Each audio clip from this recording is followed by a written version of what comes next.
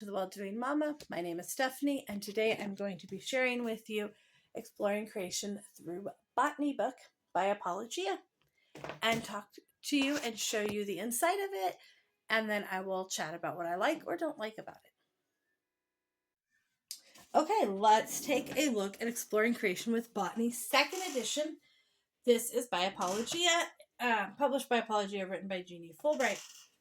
Now, I have used these books, these Apologia Exploring Creation books, since my oldest kids were in kindergarten. My oldest is now 21. So I used the first edition, and now we're at second edition. They do not update these frequently. So every 15, 20 years. So you should be good to use them for quite a while. And so we're going to walk through this. My kids did it at co-op this year and did some super fun things. It's a little tricky to do that way, we found out, because there's a gardening chapter and there's some things like that.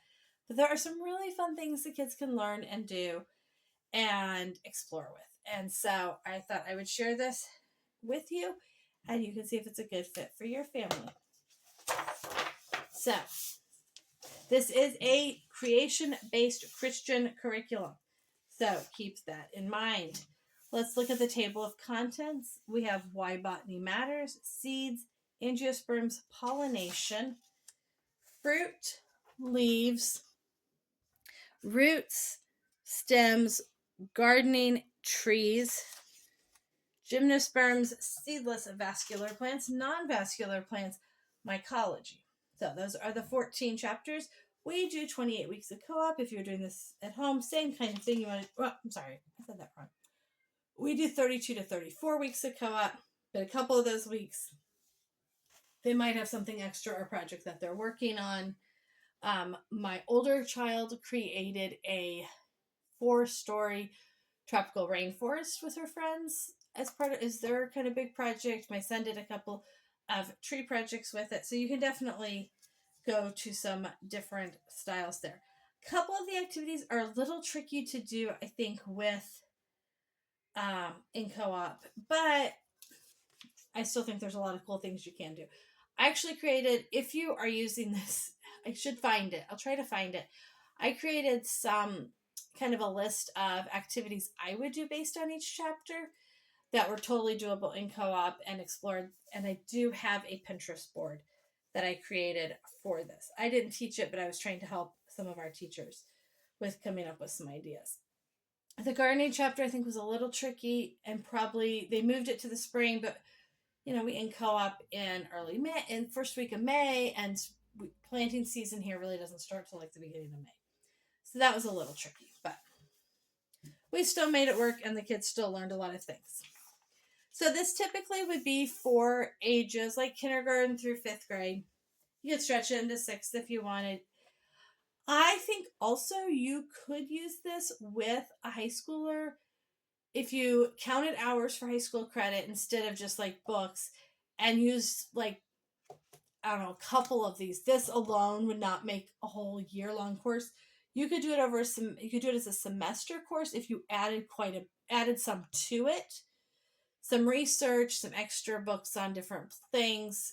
You could stretch it to be a high school semester course, or you could do this and maybe another 1 or 2 of these books. There's not a lot for high school where you delve into the subjects well, and I've not seen a high school botany course. I haven't made it into a high school course, but I do think that would be a possibility. You can buy a journal for this, and I do not have it here. Probably gave it to one of the teachers. I don't know. But it's a spiral bound, really thick book. It will have some really nice activities. I'm sure you can see some samples of it online. I have not seen this one. Maybe I did. I don't know if I bought it. We are doing this one for this coming year, and the journal for this looks excellent. So that is a great way to have some things kind of pre-planned for yourself, is to have the journal. It'll have the questions in it, and I'll show you that. It usually has some mini books in it, so some great activities to help out. Okay, so let's look at a chapter. So here's the Why Botany Matters chapter. They call them chapter lessons. They call each chapter a lesson. I get annoyed with how many different words there are for chapters, modules, lessons. Anyway, so lots of great pictures. The bold words are the vocab, and so those are great things to pull out if your kids are either using the journal that you can buy with this, or if you use a spiral bound sketchbook journal, having them write the words in, which is another way to do it. If you're like, I really can't splurge on the extra $30 for the journal, especially if you have multiple kids doing this. When I did this at home with my kids, those journals added up a lot when I was buying them for so many kids. So sometimes I would just do the sketchbook type things and we would write in all the vocabulary words. And that totally works and is an excellent education. My two oldest are both in college and very successful. So don't think that, if you can't spend the extra money on it, that is totally fine. Nature journaling. It talks about doing a nature journal. And I know our kids did this a lot. They went out, they created a little nature journal like this. So this is a fun little activity you can do. And then they'd go out and look at different things and draw things. So I think making a nature journal for botany is a super fun idea. You can go out in the fall, see some things, go out in the spring. If you're doing it with your own children, you can expand it to be all year long and make a really amazing nature journal. And so it talks about kind of what you want to do, how you want to do the nature journal. Then it talks about some more about botany. Now you can see here it takes what kind of a little narration break. Hey, before we go any further, what have we learned? And then if you're using the journals that they sell, that little prompt will be in there for you. If not, you just have your kids write that in their little spiral notebooks that they have. Here it talks a little bit about taxonomy, talks about observing a leaf. So these are the activities in the journals. Each of these activities has a page there that you can write and do it on. But you can easily just do that in your own also. This is a super fun activity. Kids love that one. Seed or not seed. I mean, you can see how many activities they have. They also have this, what do you remember? You can see there's all these questions. I think in the back of the book, I know they're in the back of the book, they have every question and all the answers. So these questions, if you buy the store-bought journal, they have a sheet with these questions in it. If not, though, you can type up these questions and spread them out and have your kids answer them. These are also great to continue to review with throughout the entire year. So I would put these each on an index card in a little box, and every day pull out 3 or 4, every day that we did botany. Pull out 3 or 4, ask the questions, put them in the back of the box, and just rotate around. That and putting the vocabulary in there, I think, are great ways to keep remembering what you've learned throughout the entire year. Okay, and so you just keep going, and you can see each chapter has a whole bunch of activities, has their what do you remember. This has different ways of germinating a seed. So lesson 2 is pretty short, but that's okay because it starts to talk about like making a hypothesis. Let's see. We'll flip to the middle of the book. This one's on gardening and what is edible and what's not. This would actually be a fun time if you don't have a lot of stuff growing. Taking a trip to a grocery store. I know on one of the last days at co-op, our kids in my second graders class, they did a taste testing of a bunch of fruits and vegetables.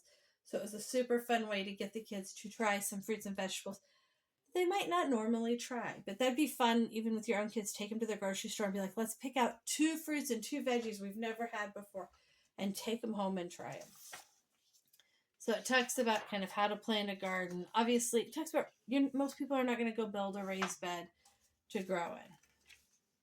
But it does give some different things that are fun for kids to learn and see about. So, lots of fun activities. Like I said, I also have an entire Pinterest board I made with, I don't know if I can link a Pinterest board. If I can, I'll try to. So you can see how that would turn out. Mushrooms, mold, which is actually kind of fun. You could grow mold. all kinds of fun things that you can do. I think it'd be fun to have the kids trying different mushrooms because they probably don't know. At the end, they do have a supply list for every chapter. Okay, so I'm going to turn around and chat with you for a minute. Okay, so do I like this book? Yes. I've not seen another botany book. I like the Apologia books in general. I like the studying one topic throughout the year. I really like that it can be family style. I like to be able to do my kids together and to have those conversations and do it as a family. So before we did co-op, I did my kindergarten through my 5th or 6th grade kid all together, and they would each get whatever they could out of it. It gave us a chance to just have some really great family time doing it. I miss those days, to be honest. I like doing co-op because the kids then get to do it with a different teacher. They get to have some friends, but we still have some mixed age groups. Like, it's not always divided. Depends on how many kids we have, how we divide things up. But they will also be with other kids and learning with different ages and stages and abilities at times. So it is super, I really like the Apologia books for being able to do that. Some books, like if you're looking at something like Abeka, you can't mix the ages as well because their books are really written to be for one age and stage. So these are more, I think they claim to be a Charlotte Masonry type approach. They are not a traditional textbook workbook. The workbook, the journal that you can buy with it, has question prompts and sometimes a word search or a crossword, or it has little mini books you can make. So it's a much more hands-on interactive than just answer these questions. My goal in any of these things is that my kids start to build pegs in their head. I am not expecting them to 100% memorize everything in the botany book and know it all 100%. Now, if I was going to extend this to be for a high school or junior high class, if I was going to extend this to use for a junior high or high schooler and maybe do it as a semester long course, I would write tests and I would make them like memorize, know, and even do experiments beyond this and those things. I think it could be expanded older. Like I said, I've not found a botany book for older grades. I haven't really looked because nobody's really wanted to do one. But this would not be an entire year-long course if you tried to use it for older kids. And it would need some extra, and it would definitely need to be tested and pushed harder. But if you are just doing it with your elementary kids, it is an excellent resource. If you wanted to test or quiz over things, you totally could. You could write a little quiz. It has those what did you remember questions. And those would be great ways to test if you want, especially an older kid, you want to start getting used to maybe a little bit of testing. I'm not a big fan of testing, but in younger grades, in high school I am, but in younger grades, to me it's more about exposure and about talking through it and getting them lots of little pegs built in their heads and getting them excited about it and dissecting a flower and growing a seed and those kinds of things. So if you have any questions, let me know, and I hope that was helpful. And I will try to link the Pinterest board I made. I don't know if I can, but if I can figure out how to make that all work, I will. But if not, there's lots of great things that you can Pinterest and find little hands-on activities that kids can do. Even like, I forgot what the one I was going to say right there.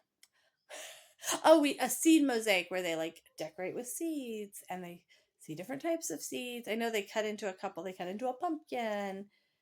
And so there's some really fun ideas that you can do with it.